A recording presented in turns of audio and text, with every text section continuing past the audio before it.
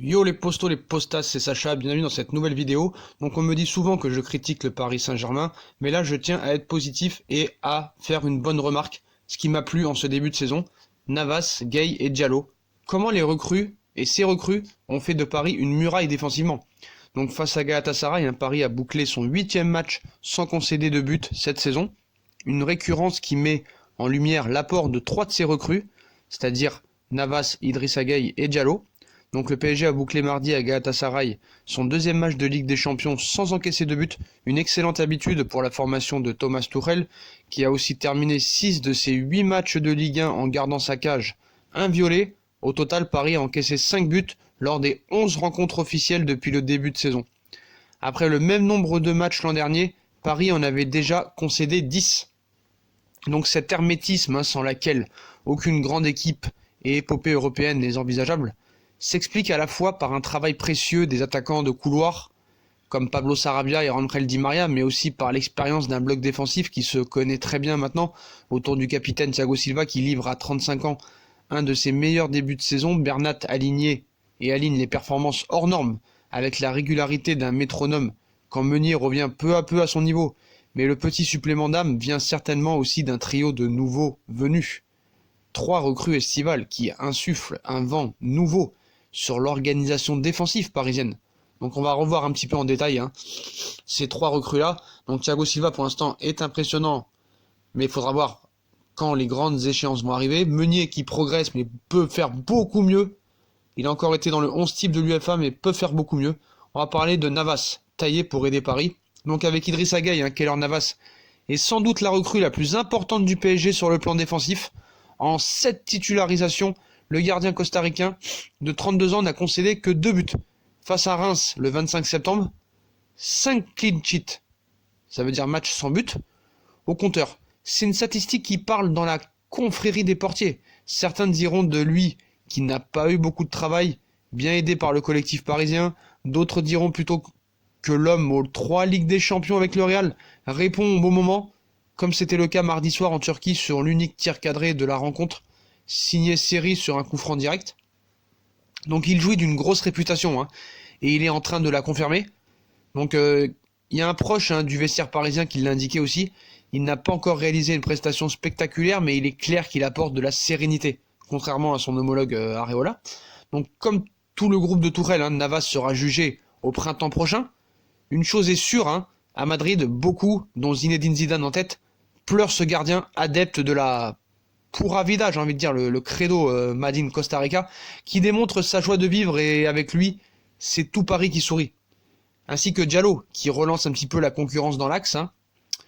Donc l'arrivée en juillet d'Abdou Diallo en provenance de Borussia Dortmund pour 35 millions d'euros ressemblait à une petite surprise, mais on a vite compris que l'international espoir tricolore de 23 ans était un choix fort de Tuchel.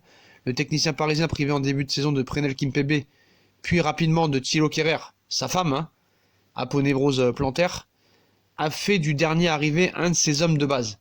Le défenseur formé à l'AS Monaco a ainsi débuté 7 des 8 matchs de championnat, ratant seulement le déplacement à Metz 2-0 en raison de douleurs aux yeux.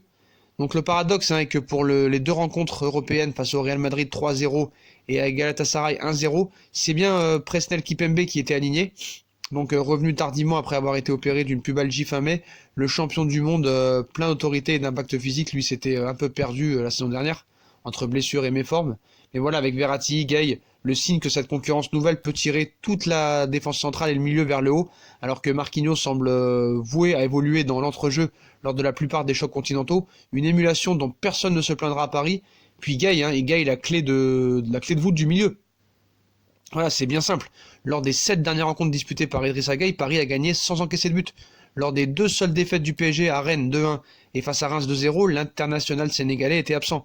Il sera réducteur de lier la solidité parisienne à sa seule présence, mais voilà, il faut constater que l'arrivée de Gueye cette saison, puis celle de Navas en provenance de Real et de Gueye d'Everton, a permis d'équilibrer l'équipe et d'éviter à la défense de boire la tasse face aux transitions rapides de l'adversaire, ce qui était souvent le cas en fin de saison dernière.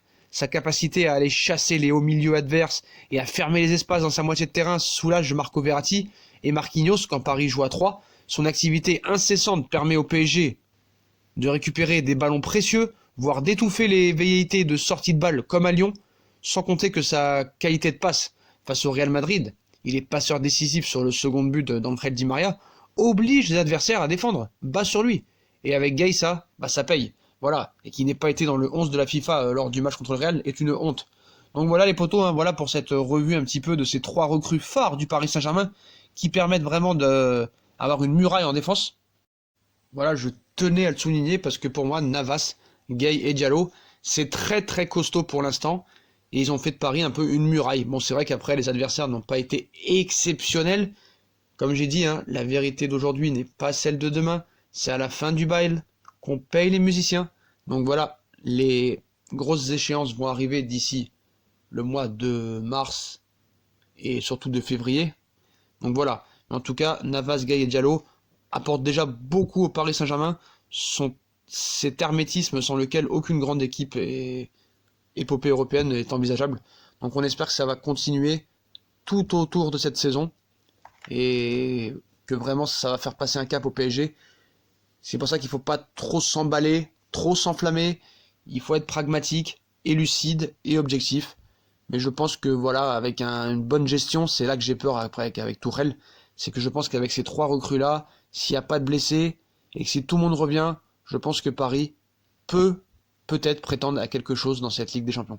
Donc voilà les potos, si on a kiffé la vidéo, hein, on like, on partage, on s'abonne. Dites-moi en commentaire ce que vous pensez de ces 3 recrues phares du PSG. Puis n'hésitez pas à nous rejoindre sur les réseaux sociaux. Tchuss les potos!